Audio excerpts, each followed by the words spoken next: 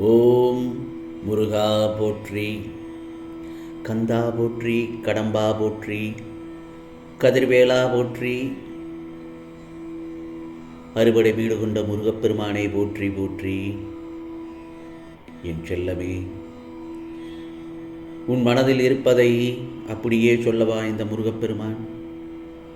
நான் சொல்வதை முழுமையாக கேள், அழுது விடுவாய் என் செல்லமே. பயப்படாதே, யாம் இருக்க பயமே.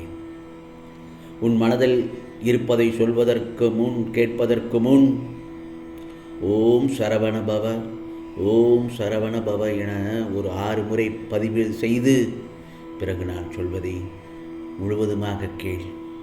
உனக்கானது நிச்சயமாக நல்லது நடக்கும். வாழ்க்கையின் ஆழ்கடலில் நீ தவித்தபோது கை கொடுக்காமல் வேடிக்கை பார்த்தவர்கள், நீ வேளை எழுந்து வந்தபின் பாசம் காட்டினாலும் அதற்கு மதிப்பு இல்லைதானே. உண்மையான உறவு என்றால் துன்பத்தின் இருளில் கூட உனக்கு துடுப்பாக நிற்பதுதான். உன் மனதில் வலி தந்தவர்களையும் நான் நன்கு அறிவேன். அவர்கள் செய்கைகள் கர்மத்தின் வழியே அவர்களுக்கு திரும்பி போகும். உனக்கு தேவையான துணை, சக்தி, தைரியம் அனைத்தையும் நான் உனக்குள் விதைத்திருக்கிறேன். இனி நீ அஞ்சாமல் நிமிர்ந்து நில். உன் பயணத்தில் இந்த முருகப்பெருமான் நான் எப்போதும் அருகில் இருக்கிறேன். ஆம் செல்லமே, கவலைப்படாது, யாம் இருக்க பயம் ஏன்? அதேபோலத்தான் உனது வாழ்க்கையில் நடைபெறும் ஒவ்வொரு நிகழ்வும் நான் எழுதி தந்த விதியின் பக்கங்கள்தான். நீ யோசித்தாலும் நடக்கும், யோசிக்காவிட்டாலும் நடக்கும், பிடித்தாலும் நடக்கும், இல்லது பிடிக்காவிட்டாலும் அது நடந்துதான் ஆகும். ஆம் செல்லமே, சூழ்நிலைகளும் உன்னை குழப்பினாலும் நான் நிர்ணயித்த பாதையில்தான் நீ நடந்து கொண்டிருக்கிறாய் என்பதை முதலில் கவனமாக எடுத்துக்கொள். அதனால் பயப்படாதே, மனம் தளராமல் இரு. உனக்காக உன் முருகப்பெருமான் நான் உன் பக்கம்தானே இருக்கிறேன். முருகா முருகா என்று என்னை நம்பி நடந்தால் உனக்கு உரியது நல்லது சரியான நேரத்தில் உன் கைகளில் வந்து சேரும். விதியை மாற்ற இயலாது, ஆனால் அதனை அழகான பயணமாக மாற்றுவதற்கான அருள் இந்த முருகப்பெருமான் கையில் உனக்காகவே இருக்கிறது என் செல்லமே. கவலைப்படாதே. பிறகு பார், நீயே எதிர்பாராத வகையில் இந்த முருகப்பெருமான் உனக்கான அதிர்ஷ்டத்தை கொண்டு வரப்போகிறேன். சில நேரங்களில் ஏன் இவ்வளவு கோபப்படுகிறாய்? வாழ்க்கையில் நீ சந்திக்கும் தோல்விகளால் சோர்வடைந்து இதற்கு மேல் நான் போராட முடியாது என்று நினைக்காதே. வெற்றி தோல்விகளை குறித்து கவலைப்படாமல் உன் லட்சியத்தை நோக்கி முன்னேறி சொல். அந்த நம்பிக்கையே உன்னை வெற்றி பெறச் செய்யும். புரிகிறதா?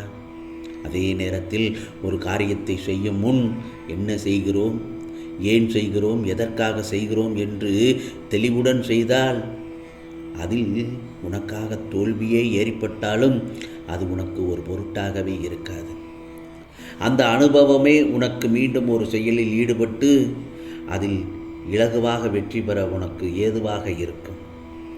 நான் சொல்வதை கவனமாக கேள்.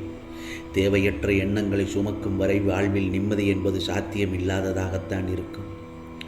நாம் எத்தனை தானங்கள் செய்தாலும் பிறரிடம் காட்ட வேண்டிய தானம் நிதானம்தான். வாழ்க்கையில் சிலரை மறந்துவிடு, சிலரை கடந்து விடு, சிலரை வெறுத்து விடு, ஏன் சிலரை மன்னித்து விடு. யாரையும் தூக்கி சுமக்காதே. பிறகு உன் வாழ்க்கை சுமையாகிவிடும் என்பதை மறந்து விடாதே. மன அழுத்தத்தோடு சிந்திக்காதே செல்லமே. அது ஒருபோதும் உனக்கு வெற்றியை தராது. சற்று புன்னகையோடு சிந்தித்துப்பார். புது அருவி பிறக்கும், வெற்றியும் கிடைக்கும். நல்ல குணம்தான் மரியாதையையும் பெற்றுத்தரும். ஆம் செல்லமே, வானம் என்றால் 1000 நட்சத்திரங்கள் வரும். வாழ்க்கை என்றால் 1000 துன்பங்கள் வரத்தான் செய்யும். எப்படி சூரியன் வந்தால் நட்சத்திரங்கள் மறையும் என்பதைப் போலத்தான் உனக்கான தன்னம்பிக்கை இருந்தால் துன்பம் அனைத்தும் மறைந்து போகும் என் செல்லமே. நான் திரும்ப திரும்ப சொல்வது என்ன தெரியுமா? எந்த ஒரு சூழ்நிலையிலும் இருந்தும் உன்னுடைய முயற்சியிலிருந்து மட்டும் விலகிவிடாதே. எதற்கும் இடமும் தரமும் நினைக்காதே. எத்தனையோ தருணத்தில் துயரங்களை அனுபவித்து விட்டாய். இப்போது உனக்கான கால நேரம் ஒன்று சேர்ந்து வந்திருக்கிறது. புரிகிறதா? அதனால் தான் சொல்கிறேன், இப்பொழுது நீ அனைத்திலிருந்தும் விடுபடப் போகிறாய். இழந்தது அத்தனையும் வந்து சேரும் காலம்தான் இது. வாழ்க்கையில் அனைவரும் வியக்கும் வண்ணம் நீ வாழத்தான் போகிறாய்.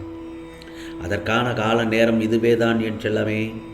உனக்கு தடங்கலான காரியங்களும் ஏன் தாமதமான காரியங்களும் வெற்றிகரமாக நிறைவேறும் தருணம் இது.